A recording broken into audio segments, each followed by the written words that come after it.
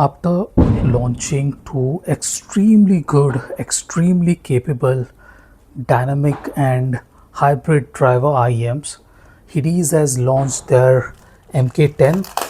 Now this one is priced at just $60. This is the introductory price. This is housing a 10 mm dual magnetic dual cavity dynamic driver.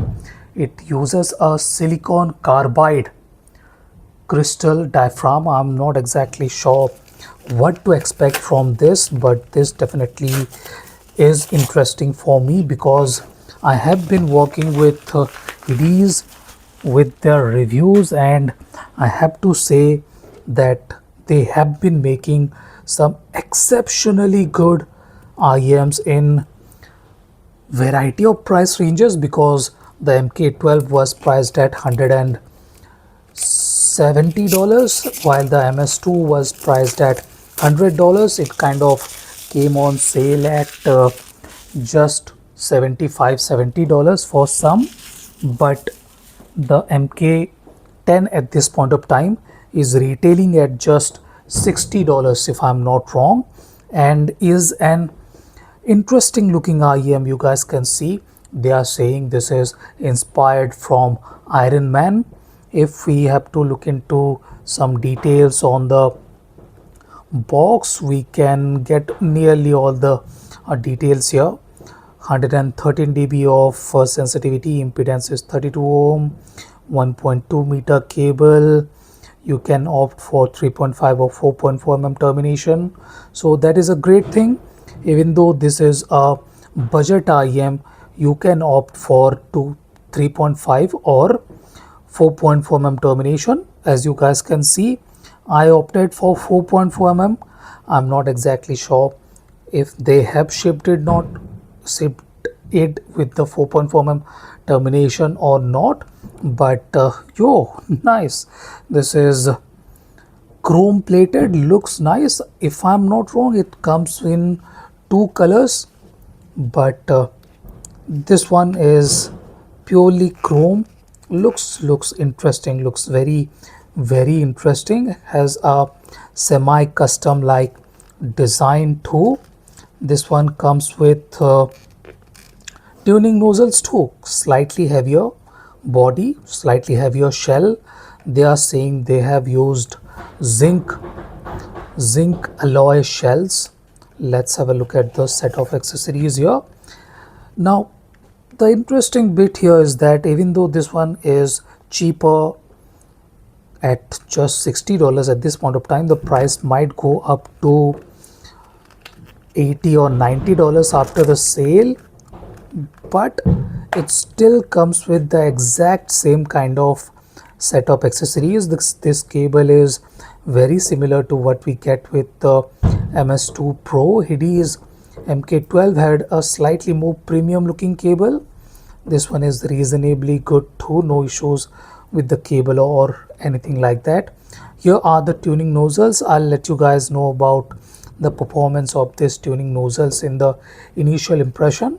And the exactly same kind of tip organizer here, slightly narrow bore, slightly wide bore. Both are very similar when it comes to bore width, but I'm going to use the transparent one here because I prefer slightly wider bores, so that is the reason why I'm going to use the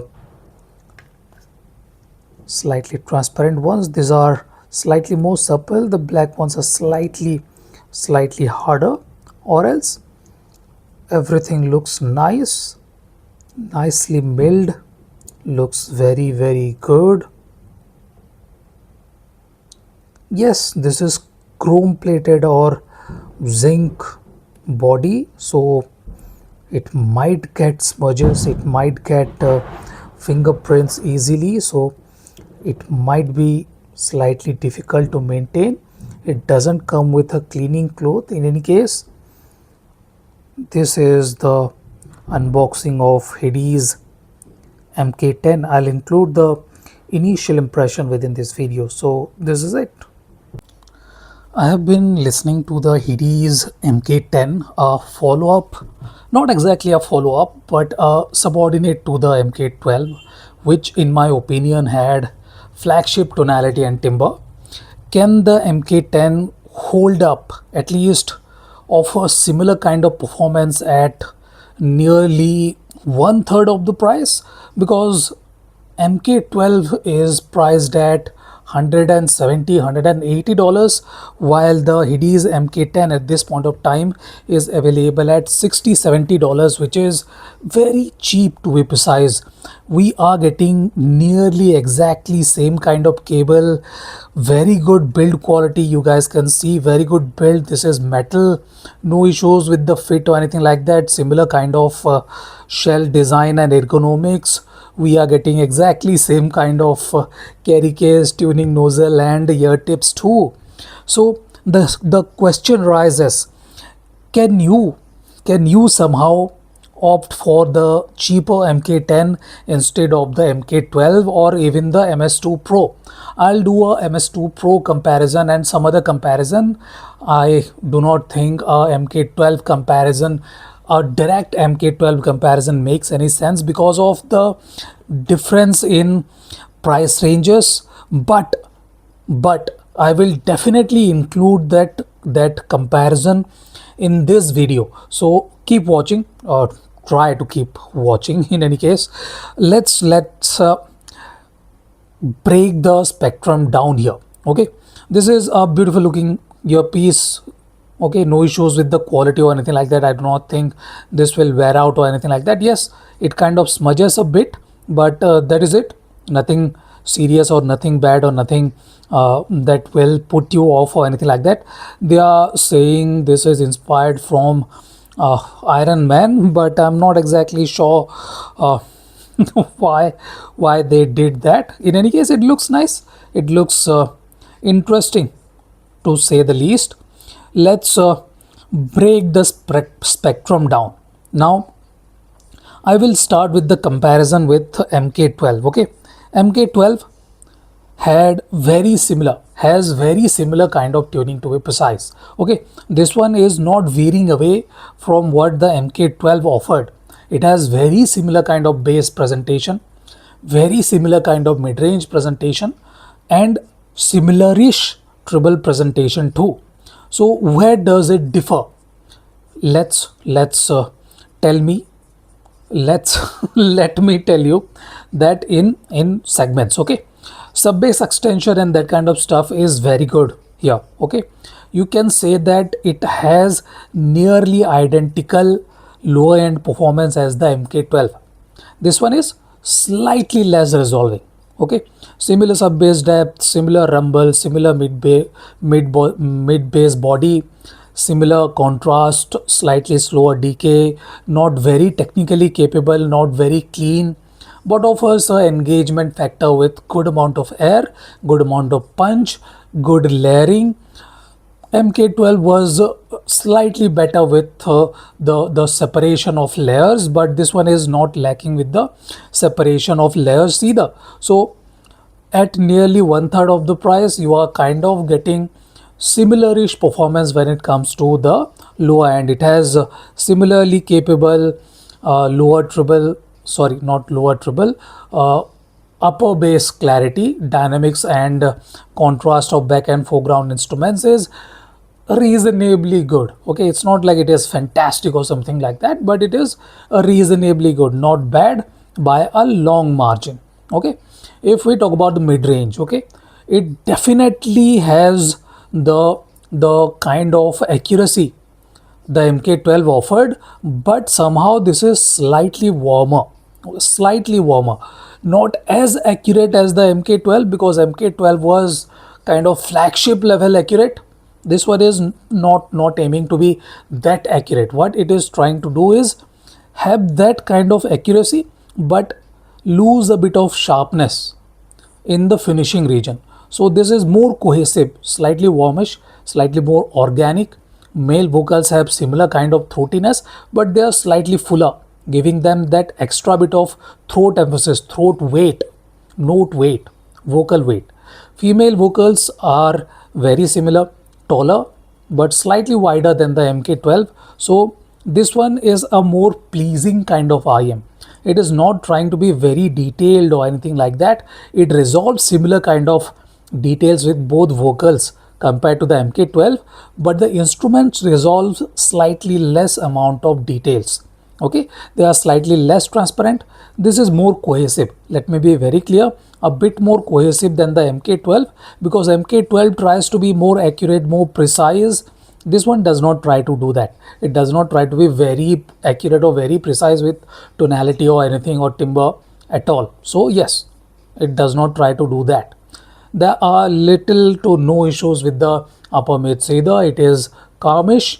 It is not trying to be sharp or dull or dialed down or anything like that. So the mid range is sorted. Very good mid range from this budgetish IEM, because priced at $60, $70. I'll have to say this is on the budget side. Okay, the price might go up after the initial sale. It might go up to $100 maybe, but that will be it. I do not think it will go beyond $100 or anything like that. Maybe we will see a MK15 later, which might be a successor to the MK12, or maybe MK12S 12 Pro or something like that in future. But at this point of time, this is not going beyond the MK12 in any scenario. Okay, now the MK12's treble range was kind of darkish. It was lacking resolution, it was lacking definition, and I was not a big fan of that. Okay, that lack of resolution, that lack of definition was kind of putting me off. It kind of felt like it is lagging, it is kind of mushy, it is not able to render the notes cleanly.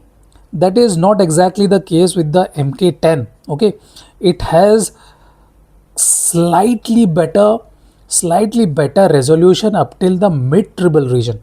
Okay, let me be very clear, up till the mid treble region, but the upper treble kind of feels very I'll say constrained. It doesn't have the air. It kind of like feels like it is cutting off the air for the upper treble region. So it kind of feels like there is good agility, good clarity, good energy, good resolution up till the mid treble region, then it cuts off. The air and stage and that kind of stuff kind of cuts off. So it might open up after 150 hours of burning in. This is the initial impression. Okay, let me be very clear. This is the initial impression. So I'm going to give it a lot more hours before I make my final verdict. But at this point of time, it kind of feels like it is not that free in the upper treble region.